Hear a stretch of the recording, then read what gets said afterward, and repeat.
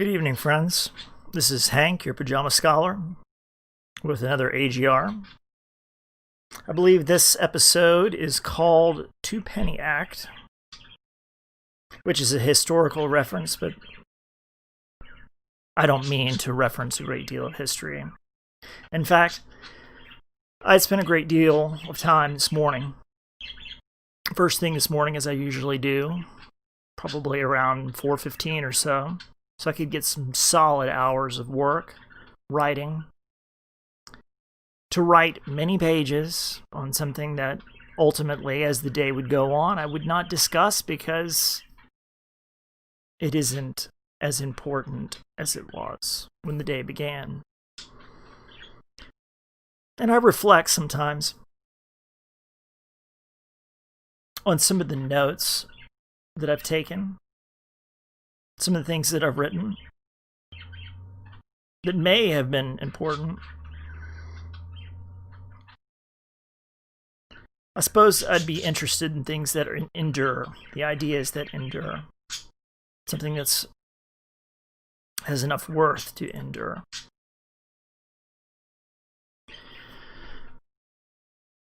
At first, well, not at first, but I thought perhaps this wasn't today. You know, let's start with a joke. Because to be totally honest, I'm having difficulty finding a mood.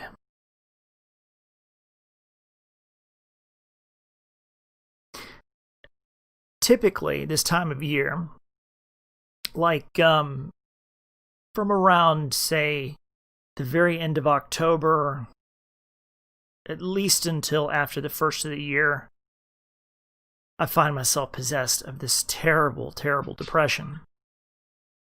And I haven't had that this year. And I find that surprising.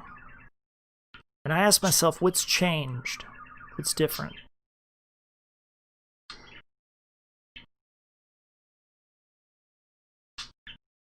I suppose I'm more thankful, more mindful of God.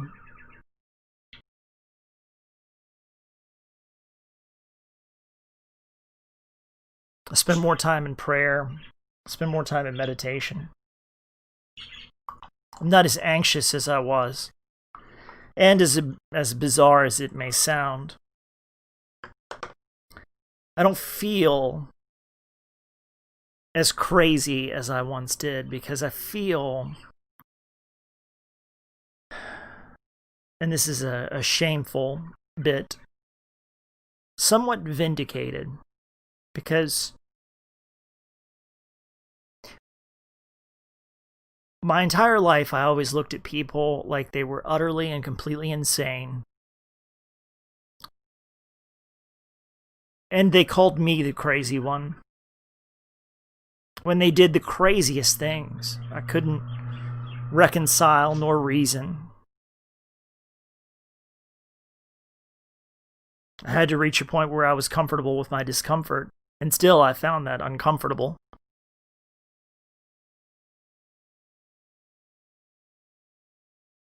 But now the collective madness is so apparent, so readily apparent. They wear it on their faces. Not only their ignorance, but their cowardice.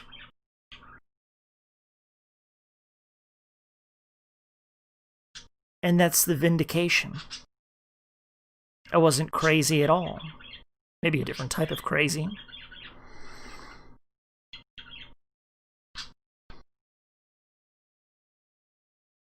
Like, and these are some of the issues that I have with modern psychiatry. Now, I did know a guy that was, crazy, insane, the kind of guy that was like, that would yell out in the middle of the night, "I'm going to fucking kill you." Into conspiracy so far. I believe I've mentioned this before about the Bic lighter, the Bic Corporation conspiracy was coming out to burn him. So, yeah, there's that. That's what modern psychiatry is for. But the collective cowardice, the collective ignorance, of the masses.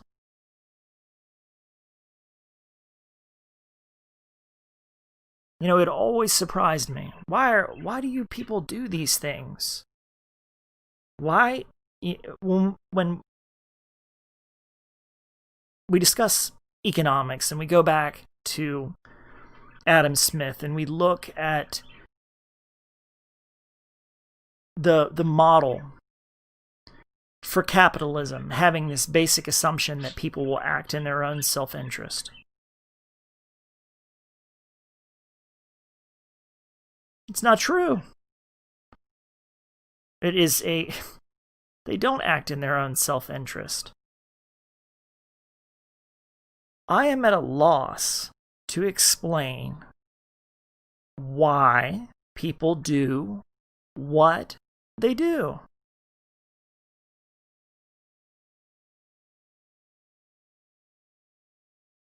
And so now I'm much more comfortable. Because I don't need to explain it anymore. It just is the way it is.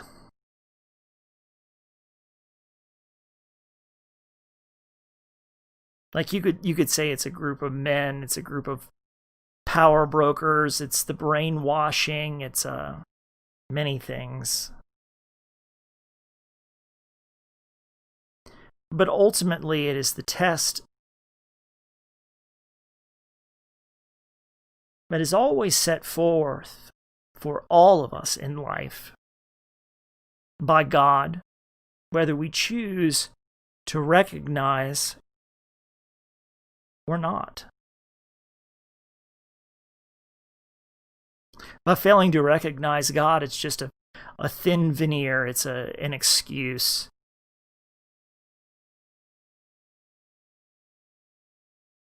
I mean, for a long time, I had always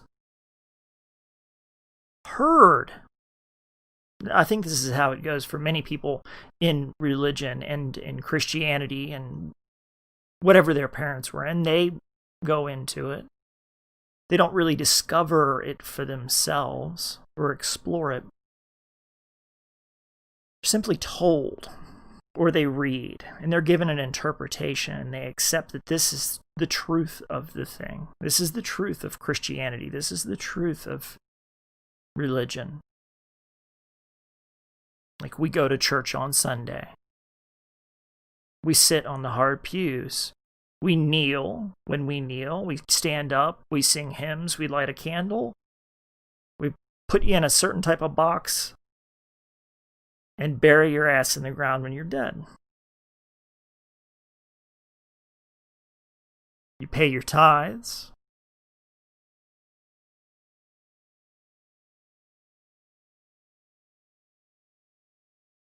And I was never forced to go to church.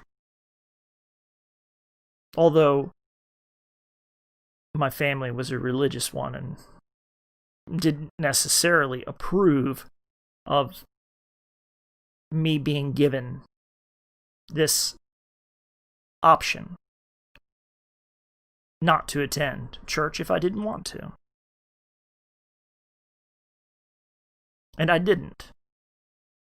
I didn't want to get up on Sunday. I didn't want to go see any people at all, much less sing. I always hated singing. I hate singing, playing musical instruments. In fact, when I was in very early grade school, something like 5th grade, we were supposed to play the recorder, which is like a cheap imitation of a flute. I despised it so much. I actually had a note written that would excuse me, so to speak, well, it would, from having to sit in music class and play the recorder. I would rather, and I did, go to the library and write reports on music than to sit in that fucking music place, or whatever the hell you wanted to call that cacophony of misery,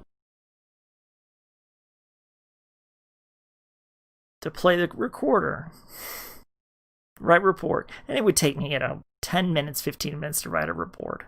And then the rest of the time I would spend reading whatever I wanted to read. And you would be surprised what you can find in even like elementary and middle school, high school libraries, But not a lot of kids would spend a lot of time in the library. And when you went to the library, it was kind of like a visit that your teacher made you go to, but often I always found a way to get to the library, some way to weasel my way out of a class I wasn't interested in, so I could go to the library and learn what I wanted to learn. Either that or go to the computers and figure out a way around the built-in protections. They used to put these blocks in grade school that would forbid you from entering certain websites and so forth, which was just laughable because well,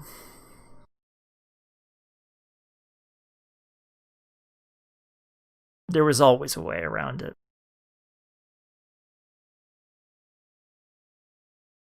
And really I preferred to read. I preferred to read and to write. And I thought I was going to start with a joke, but here we are. 15 minutes later, and I haven't even really got started saying anything. Speaking about myself.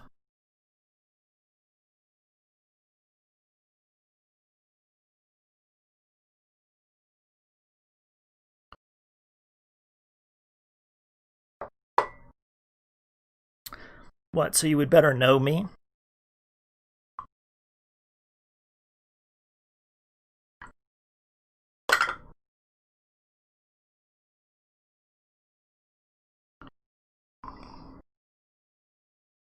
I've been searching all day for this hint of drunkenness, and like I say, today it's very hard for me to find a mood. This morning I was very certain.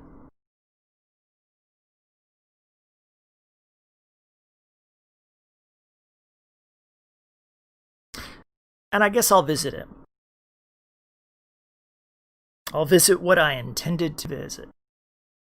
Probably, for once in AGR history.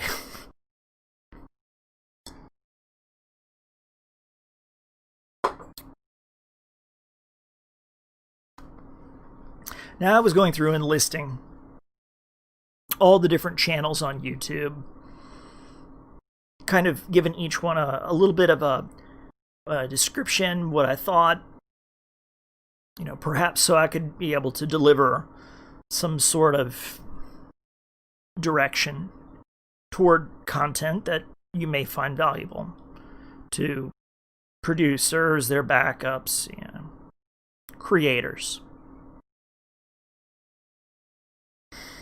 And I went through many. And I actually got to one that was missing. It's been gone. There's no such thing as a backup for this one. It's hard to find, even. And I want to speak of it because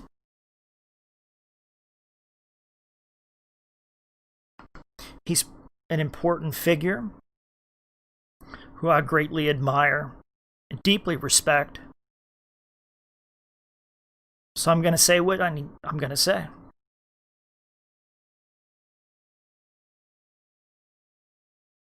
And this is Brother Maurice Muhammad. And you want to talk about somebody that's repeatedly censored, shadow banned, deplatformed? I'll just read what I wrote. Unlike Grandmaster Jay of the NFAC, Brother Maurice Muhammad is a man of God, driven by a clear love for oppressed Black Americans and all Black Americans. He is an unfiltered speaker of great wisdom and conviction with realistic, achievable solutions for the Black community. Brother Maurice Muhammad is the uncompromising strength that exists only within the heart of a man who is faithful, a lover of freedom, and a shepherd to his brothers and sisters. Brother Maurice Muhammad expresses the truth within his heart, describing the world as he has experienced it. When he calls whites pink devils, that is a generalization with which I do not disagree. Even when a white person is not possessed of the malice that most are, they are at the very least guilty of ignorance. If you are not Black, you cannot claim to be Black.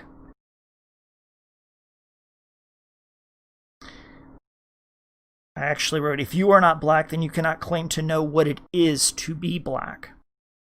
No matter how many hundreds of hours spent in African American studies taught by some overpaid white professor who will never bring one iota of truth as it is to live with melanated skin.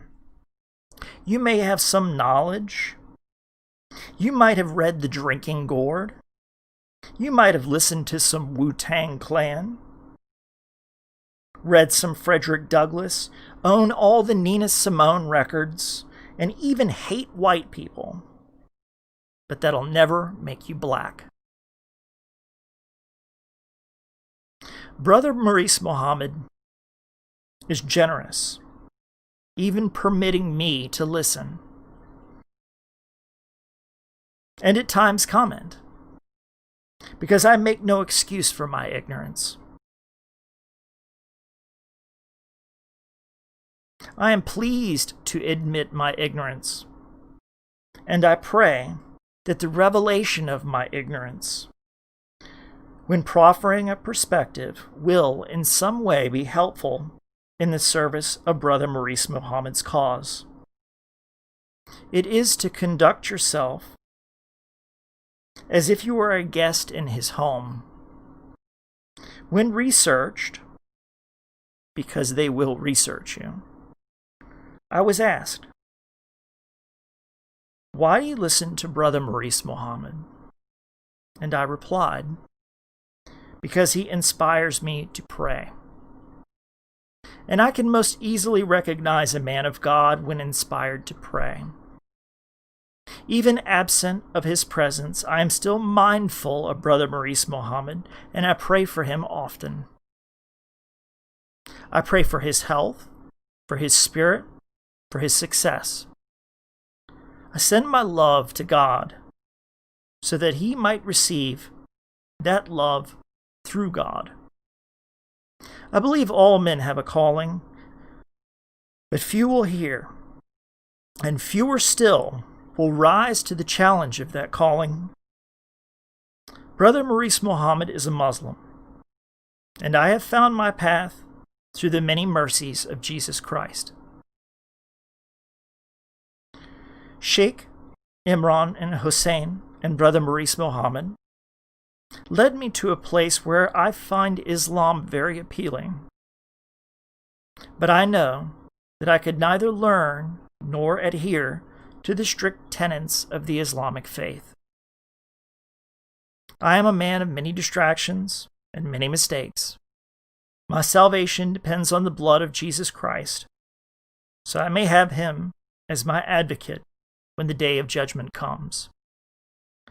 The power of God is too great, my mind too feeble and small, the desires of my flesh, with the pull to scream and be sated, or the desires of my flesh with pull to scream and be sated, something like that. The desires of my flesh scream to be sated would probably be better. I cannot face God alone. I need Christ and his redeeming blood to wash away my sins so that I may be forgiven. I cannot imagine what it would be to face God alone. I find nothing else more terrifying within my immortal soul. With God, all things are possible. I pray my life will have proved to be worthy, a creation that pleases the Creator, even with my many mortal flaws. Mindful of Christ, thankful for his sacrifice, and an enduring love of God in prayer and in thanks. Clearly, I am too much a Christian for Islam. As I have come to know Christianity, I know now there is no other path for me. Faith requires too much effort when properly concentrated, as it must be. To be a Christian on Monday, a Muslim on Thursday, then Jewish on Friday. So I'm basically commenting here. Let me reread that so it's a little more clear. Faith requires too much effort when properly concentrated, as it must be. And I'm basically saying you can't be a Christian on Monday, a Muslim on Thursday, and then Jewish on Friday, because you must concentrate on your faith. It requires concentration. You cannot deviate once on the path. Now, learning other faiths, respecting men of God from other faiths, listening to great teachers, it are all part of the many wonders, gifts from the Most High God. But when you have found the path, it is clear your spirit is called to that path. You must walk that path. Somewhere in the spirit, you know. I do not claim to speak for God, nor can I ever fully know the heart or mind of the ever-evolving state of man, but I sincerely believe, nearly to the point of promise, certainly with conviction, in the Spirit you will know. And I believe, and I don't know chapter and verse, but it sounds something like this. Jesus said, "Seek and ye shall find."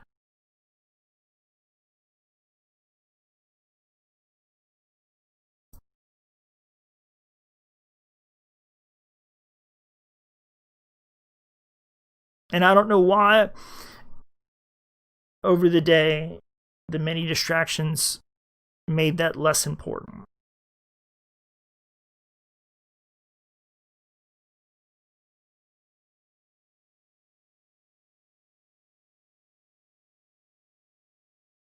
I suppose I began to focus on other things. I believed maybe that there were more pressing issues. Maybe there were more important things I should get to, discuss, learn, read.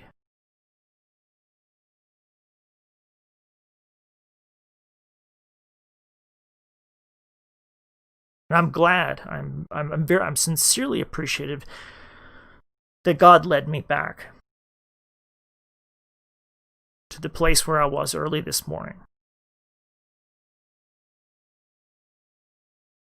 Now, I have given some thought, and this is perhaps why, as the day progressed, that I had deviated, had moved away from this prayer and this thought of Brother Maurice Muhammad. even though I was still thinking, because I believed that I had found a solution.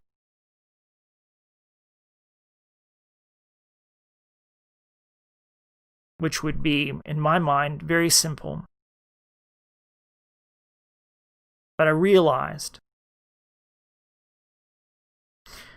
I had actually set, a moment later, to the task of ordering 6 6-foot lengths, 1-inch diameter, pieces of red oak, dowels essentially, for carving.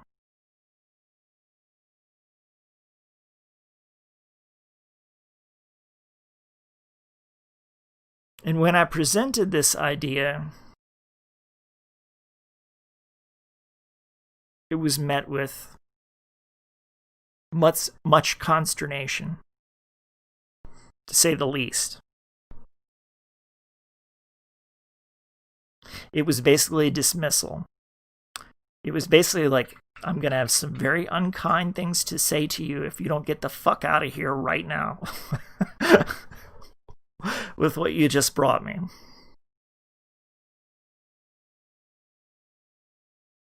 I was a little sensitive to that fact, but everything about it is true. It would take me about 100 years to carve those sections, to carve all 6 sections. Especially as inexperienced as I am in wood carving. And I might not even want 1-inch thick. I mean, red oak is quite a hefty, sturdy piece. Now, above me, if you look just right there on the top shelf of the bookcase, which would be in range of the camera, you will see, I believe, a piece of pine that's 1 canonical cubit long.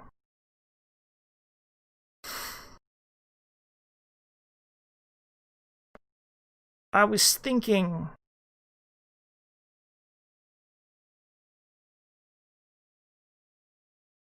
that I would get these pieces and I would be able to cut them down, cut them into different sections and such. And when you get things that are, 6 feet long, the shipping is much more expensive. And, well, it's quite a thing. And ultimately, a 6-foot piece that's 1 inch thick in diameter is a full-fledged staff. It's a ass-whooping weapon that really wouldn't be overlooked or ignored. And even 5 feet at 7 1/4 inch or 0.875, something like that.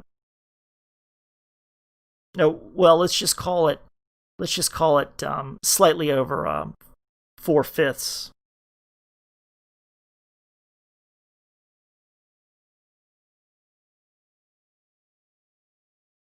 That's pretty thick. So 5 feet is pretty significant. 50 inches is pretty significant. So when faced with this, get the fuck out of my face with your bullshit here. Because you're so flighty. You have, generally speaking, you have way too many projects going on. You have the most elaborate schemes that anybody's ever heard of, with so many different moving components, overly complex, and you never finish them. And you have like 10,000 projects open at once, and you never finish anything, unless you're really dedicated to it. Like, you pick up one thing and then get a little jack of all trades, master of none. And I was determined to prove, well, I know this is true. but I was determined to prove that I at least had the wherewithal, the will, to complete some wood carving today. So I took a board, made all the measurements, because I do the math on it, because I want it all to be perfect. They say measure twice, cut once. Well,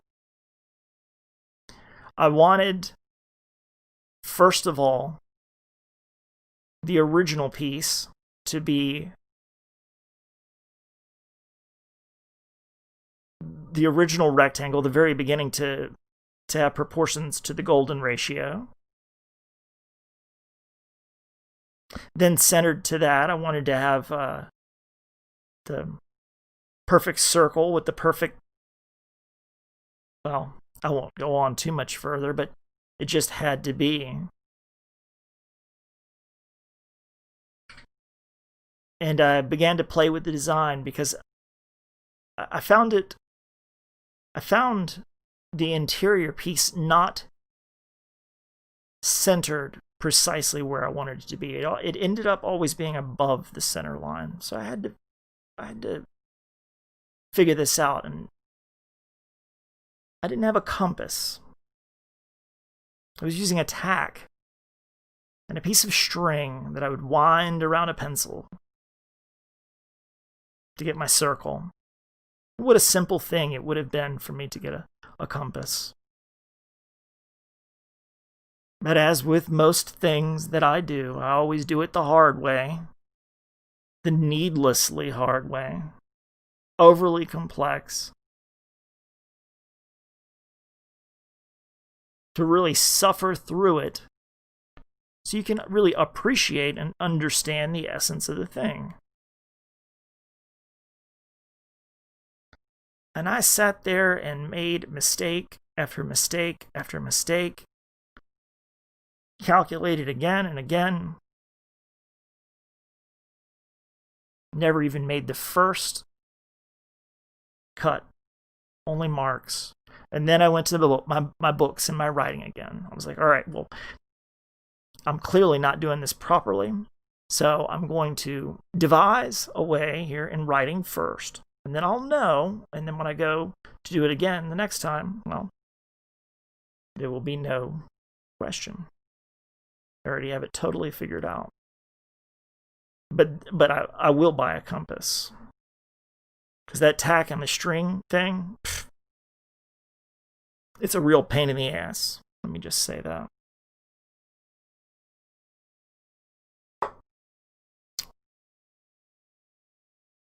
Oh, a joke. Let's move on to the joke. Maybe it's fitting, maybe it's not. Maybe it's funny, maybe it's not. Like I say, today is not a day that I've been able to find a mood.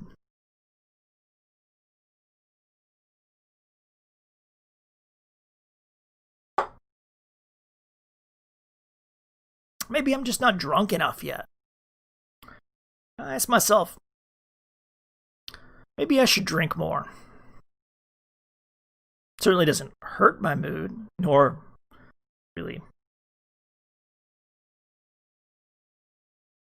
affect at least what I think is funny.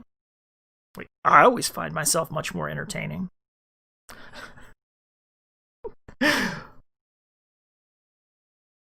Now, what others might think of my humor, I don't know.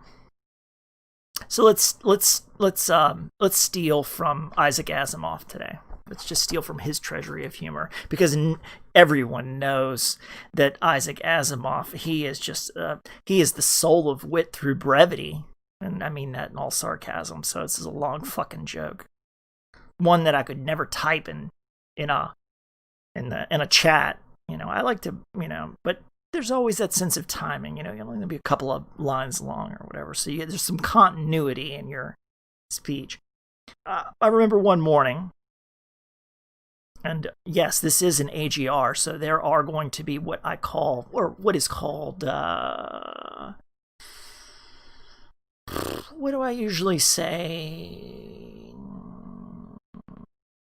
Not divergent, digressions. Yes, digressions. Well, one morning, the fuck was I gonna say? All right, let's get on with this joke.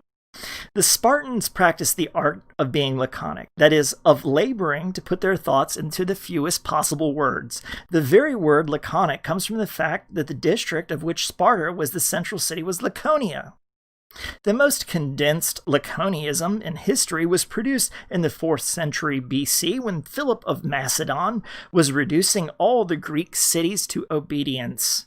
The last holdout was Sparta, which now, past its time of power, nevertheless remains stubborn isolation. Philip didn't really need it for his future plans, but it annoyed him that there should be such a patch of obstinacy on the map. He therefore sent the Spartans a message that went. Here's the joke, finally. You had better submit without delay, for if I march my army into your land, I will ravage your farms, kill your men, and destroy your city. And the Spartan leaders turned Philip's anger into admiration. And this is what Asimov writes. I mean, he is a shitty joke teller. So that he decided to leave them alone after all by sending back a one-word answer. If. Now I can probably think of 1,000 ways to tell that joke a little bit better. I mean, it is funny. It's funny. I mean, smirking kind of funny. I think I got a quote on this board back here behind me. Let's see what that says about the smirk. This is Hilton. I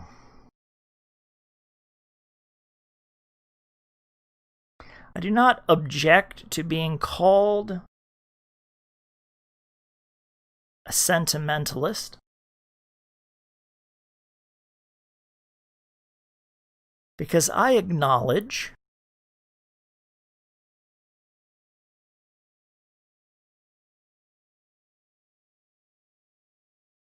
the passing of a great age was something more than a smirk.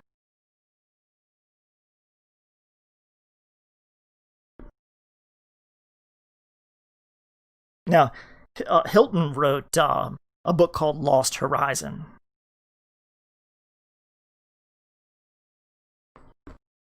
And now just to continue on with a bit of reading, because why the fuck not? You know?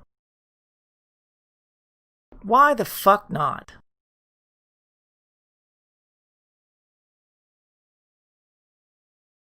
I'm not irritated. I'm not happy or sad or drunk or...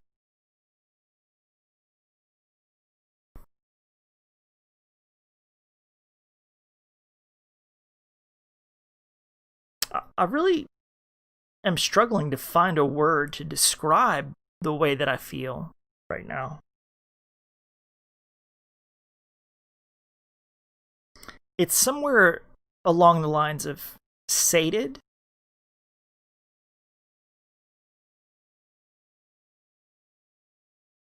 But not really, because I want to do more, and I want to experience a greater depth of emotion.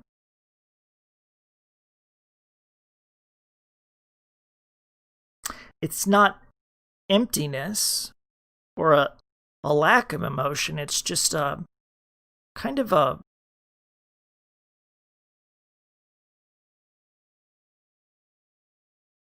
calm repose, but not like that of death. It's just more like a simple state of being, which, for the most part, I don't find it's not uncomfortable. I'm thankful.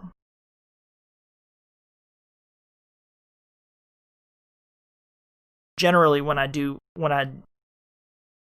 am ready to do AGRs, I'm always looking for, I always want to...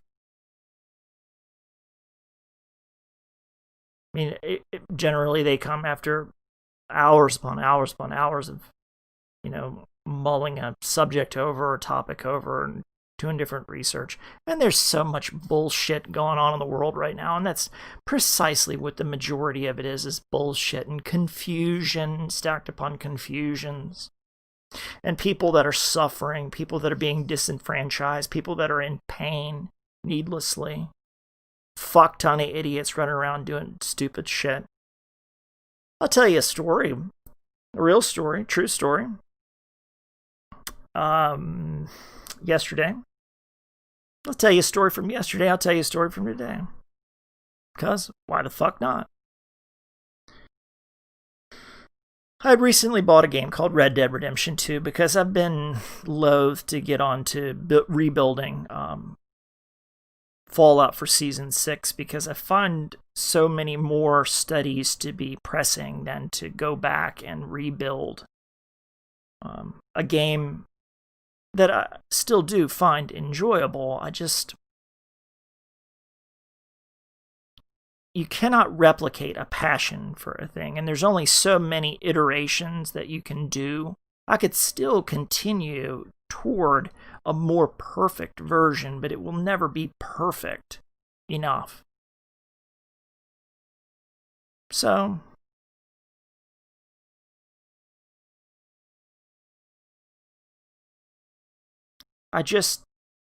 knowing what it would take to invest that amount of time, I realized that time is limited, and I'm not really wanting to go back that way.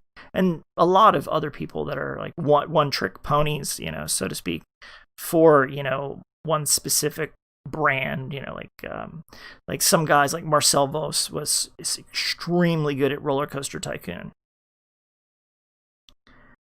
and creates amazing stuff. Like, I went to play Roller Coaster Tycoon, and I'm looking at everybody else's work, and I'm going, oh my gosh, I fucking suck at this. It sucks so bad. Look at this crap. It's just garbage. But then I think to myself, well, a lot of these people are living in the Netherlands. It's probably fucking cold all the time. They probably do nothing else but sit on the computer, and that's their way of looking at art. And they've probably been playing Roller Coaster Tycoon and nothing else since they were like, 10 years old. So, fuck your competitive spirit. Like, what, do you want to spend, that much time? I just want to play the damn game. It's fun. And when you look at other people and the work that they're able to produce, sometimes you're just like, I can't compete on that level. Like, this shit is just too awesome. Like, I want to be able to offer something. And man, there's no way I can fucking compete. I can just play the game, and that's about it. I always like to be building towards something. I say this path is not going to lead anywhere, except for my own edification and entertainment and distraction. And I have a few distractions that I really enjoy. But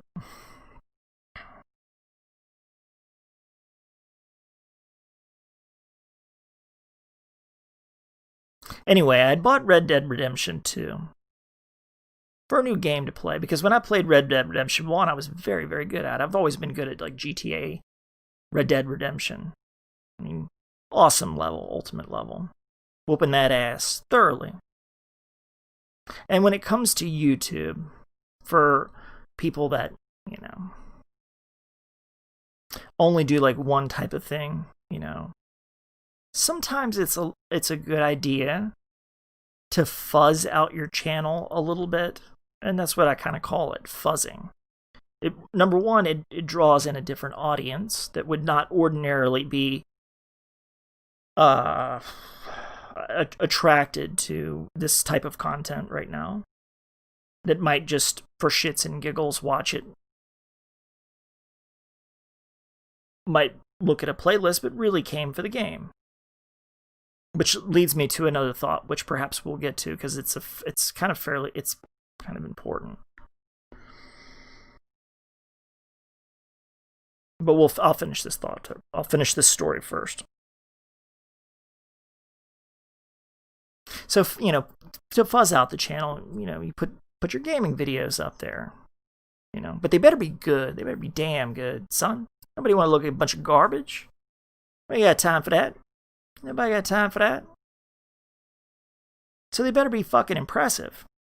So I thought to myself, I'd looked at a couple of different videos online, but started to build a little playlist, see how I was going to play the game, kind of give it a little thought ahead of time, a little pre-planning. I'm going to go buy a strategy guide, because I like actually having books and things in print. I like to look at them over and over and over again. Plus, when you're dealing with a game like that, the world is very big. It's nice to have a map you can look at, mark, put on the wall, whatever. When you're doing those open world type of games. So I'm going to go buy a strategy guide. So I go down to a bookstore, big box bookstore, and I won't name it because I don't want to fuck with those people or screw them over. There's some kind of bullshit policy that corporate's got going on, because you know how much of a fucking bunch of jerk-offs those people can be. I got another story about that too, that way back in the day, from my days in the book business. But we won't take that digression. We'll take a few others. And I went in looking for the strategy guide, couldn't find it. I knew where it should be, because I had been in the book business before, and in fact I had even worked for that particular chain before, but not in that particular store. After my own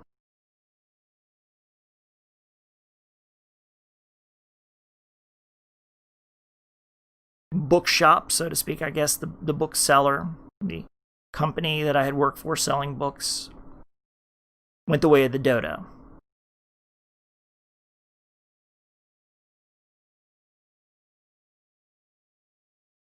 I mean, I suspect a conspiracy to drive out most books. And when I actually went into this big box store, I looked at many of the books. And some of the things that were written on topics that are very important, and how vapid most of these titles were the content of these books not really describing very much. Like, I could give you an example where, and I even forget which book this was, but it's dealing with some more esoteric subjects, and there might be like 3 pieces in the very beginning and 1 piece at the end. In the middle, it's all filler, like here's mugwort or herbwort or mistletoe, and this goes in this pot with Eye of Newt and all this other shit. Like, that's you're missing the fucking point, number 1. Number 2, that's a lot of times when things are referenced, they're referenced not literally, and then again, you're not looking at anything.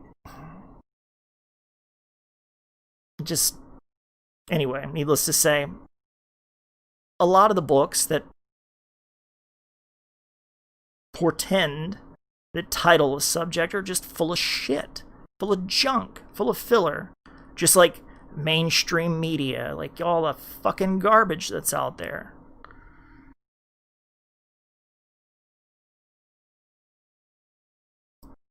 Cut and paste modern art museums.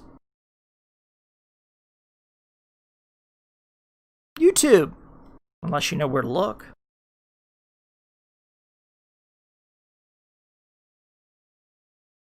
And they just want everything so vapid, so fucking dumbed down. I mean, you can't get a book, but you can if you know what you're looking for. So I got 2 books.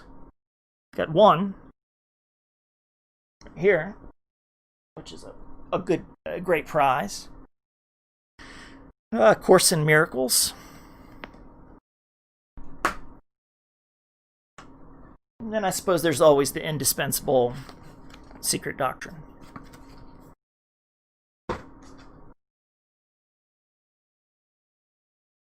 It was a little bit, about $60 worth of books, a little bit over. for those two. And of course I'm not wearing a mask, because I'm not fucking wearing a mask. No chance in hell.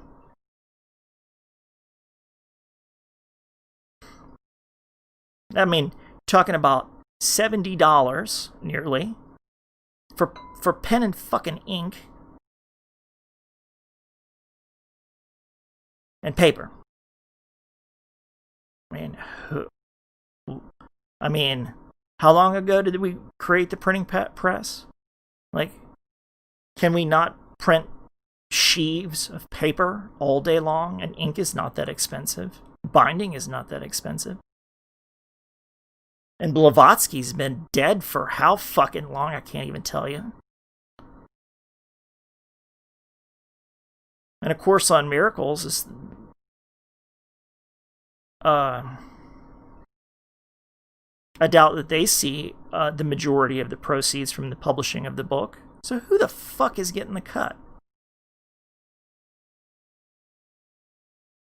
All those gripes notwithstanding, I go to the help desk, and there's a guy standing there, and I go, I'm looking for a Red Dead Redemption 2 strategy guide, thinking perhaps, there's one in the back, they haven't shelved it. I know Christmas Eves can get busy, and you can look on the computer and see if you've got one in the store. And he looked me dead in the eyes, and he says,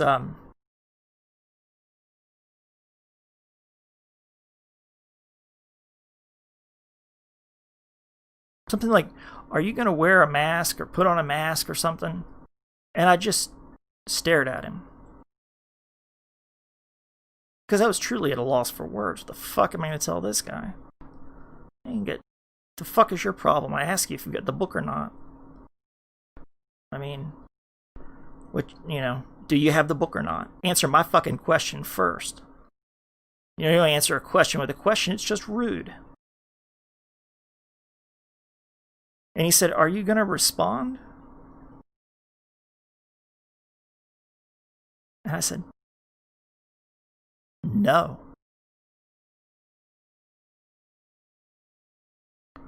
And like most people that wear these masks, internally, deep down inside, and this is what I've experienced over and over and over again with people that challenge you over that shit, they're cowards. They really are. Which is why they comply, because they're in their hearts, they're cowards. I need an MOD over here, so he can fucking run off like the little bitch that he is, instead of just answering my fucking question. And he did precisely what I thought he would. Ran the fuck off. Lady comes over, says, are you going to wear a mask or some shit like that? I said, no, I'm looking for a Red Dead Redemption 2 strategy guide. Have you got it? She said, do you plan on, I don't know, like wandering around here, something to that effect? I said, no, I'm going to take my books and leave. She said, okay. Typed on the computer, nope, we ain't got one. Fine then. Found my companion.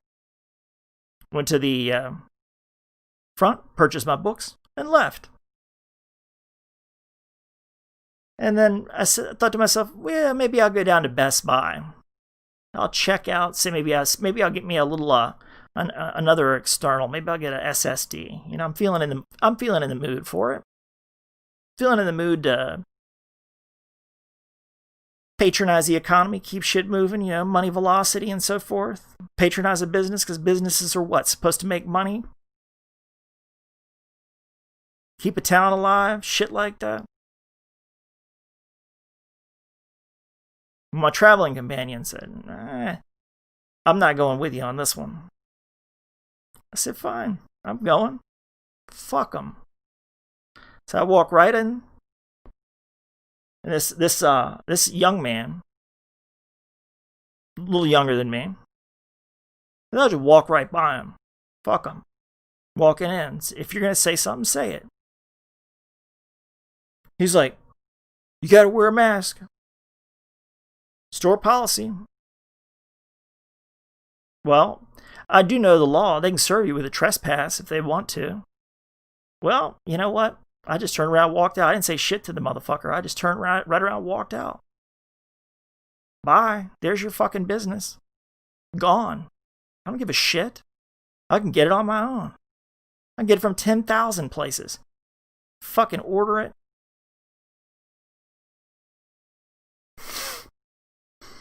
I can get it by proxy.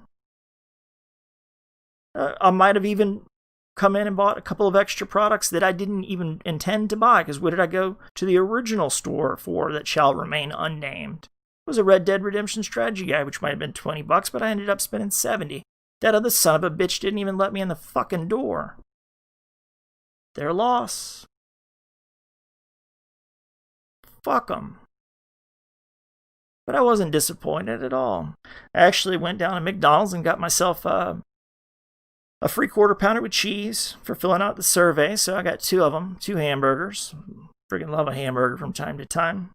You know, mostly vegetarian, but you will catch me eating a piece of beef every once in a while.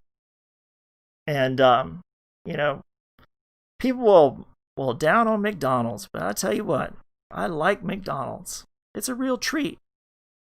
You know, soon, only people driving Mercedes and friggin' Cadillacs will be able to patronize McDonald's. It used to be something that we considered cheap. Not anymore.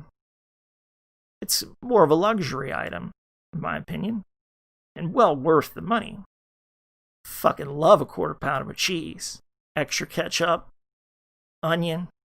Yeah, you know what I'm talking about. Anyway, I suppose that's the end of that story. Now let's talk about. I'm very kind of hesitant to actually mention this a little bit because it involves someone that I know or knew personally. So instead of just, you know, trotting him out, bringing him out here, whatever, because he is a vindictive son of a bitch anyway, who's stressed to the limit.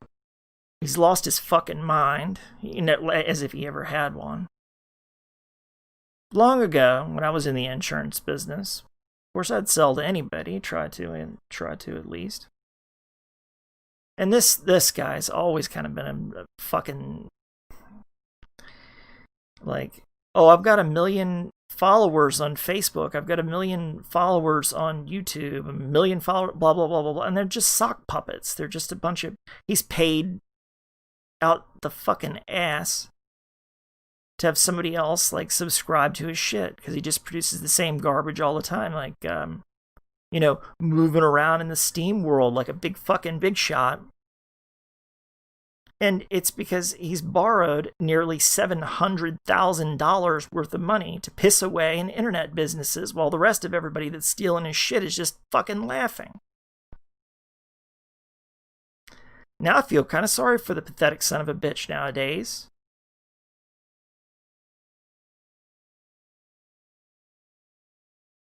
I really do. I got a little...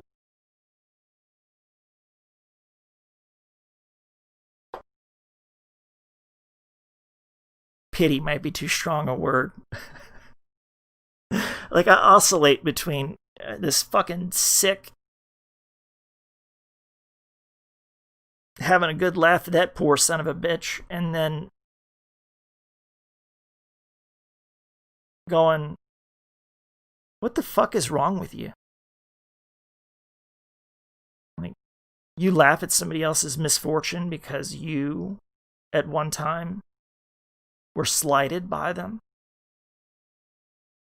And you think it's fucking funny?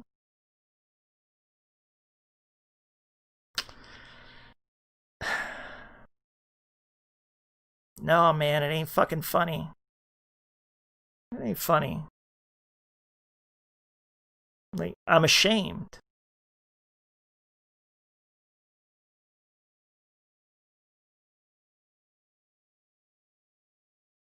And, like, I'd really want to reach out and help the son of a bitch. I'd even want to mention his stuff. I'd want to help him. But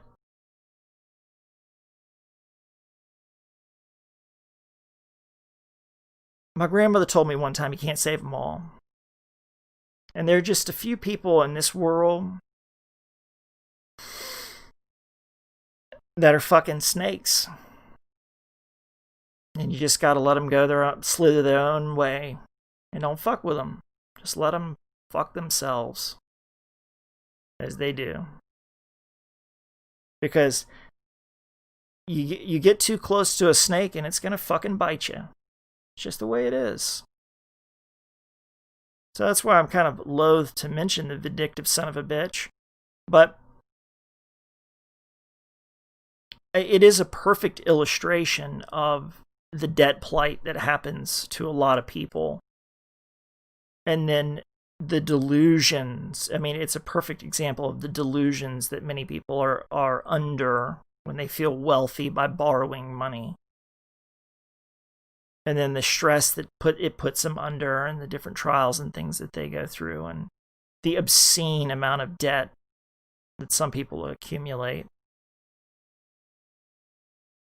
for, no material gain. Like, the idea of leverage is just, I find it abhorrent. Anyway, I do. I find it abhorrent. Like, I find the whole debt trap usury shit a fucking travesty and a slight against not only humanity, but I mean, it's one of those things that piss Jesus Christ off. And if you're pissing off Jesus Christ, you're really doing something. You're really doing something. I mean, he is the Prince of Peace after all. And usury really did kind of piss Jesus Christ off. He went in the temple, kicked the tables over.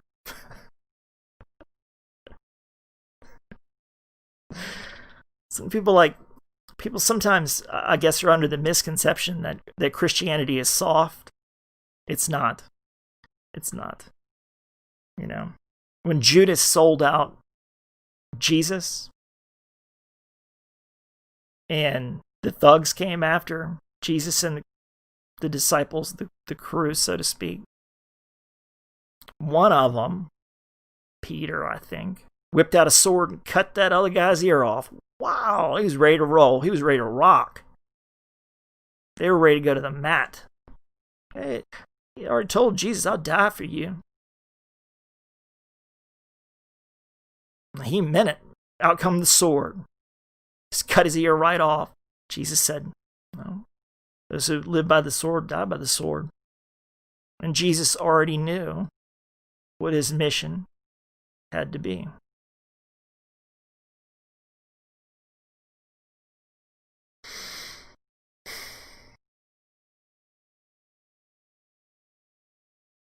Which is a point of faith that I hope we can all aspire toward. And I'm thankful for and mindful of the sacrifice of Jesus Christ.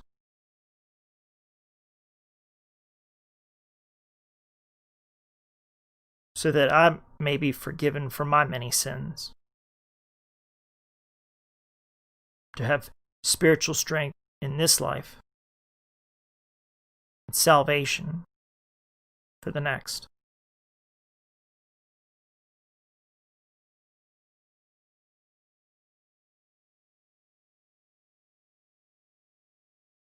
Now, which aside did I skip? I don't know.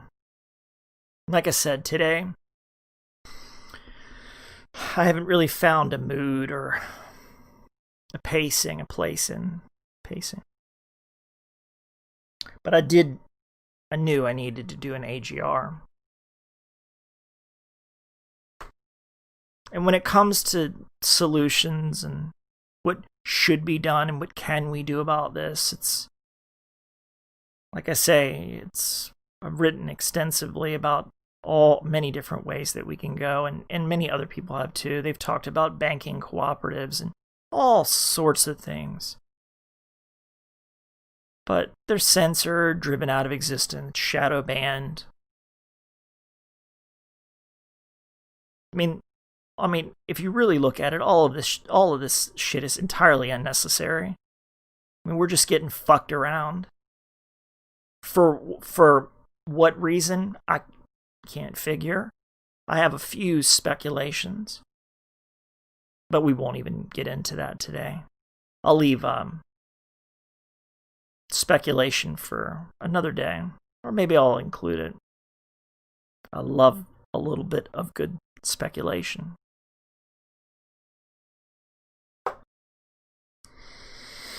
So I suppose I'll read one more piece. I suppose we're probably getting on about an hour or so. I didn't set a timer, but I guess we're probably pretty close. So let's finish with this.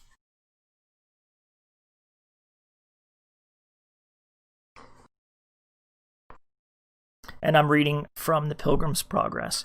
Now I saw in my dream that Christian went not forth alone, for there was one whose name was Hopeful, being so made by the beholding of Christian and faithful in their words and behavior, and in their sufferings at the fair, who joined himself unto him, and entering into a brotherly covenant, told him that he would be his companion. Thus one died to bear testimony to the truth, and another rises out of his ashes to be a companion with Christian in his pilgrimage. This Hopeful also told Christian that there were many more of the men in the fair that would take their time and follow after. So I saw that quickly, after they were got out of the fair, they overtook one that was going before them, whose name was By-ins. So they said to him, What countryman, sir, and how far you go this way? He told them that he came from the town of Fair Speech, and he was going to the celestial city, but told them not his name. From Fair Speech, said Christian, is there any good that lives there? Yes, said By-ins, I hope. Christian says, Pray, sir, what may I call you? By-ins says, I am a stranger to you, and you to me. If you be going this way, I shall be glad of your company. If not, I must be content. Christian says, This town of Fair Speech, said Christian, I have heard of it, and, as I remember, they say it's a wealthy place. By-ins says, Yes, I will assure you that it is, and I have very many rich kindred there. Christian says, Pray, who are your kindred there, if a man may be so bold? By-ins says, Almost the whole town, and in particular, my Lord Turnabout, my Lord Time-server, my Lord Fair Speech, from whose ancestors that town first took its name. Also, Mr. Smooth Man, Mr. Facing Both Ways, Mr. Anything, and the parson of our parish, Mr. Two Tongues, was my mother's own brother by father's side, and to tell you the truth, I am become a gentleman of good quality, yet my great-grandfather was but a waterman, looking one way and rowing another, and I got most of my estate by the same occupation. And I leave that little piece. I leave that little piece somewhat as a barb.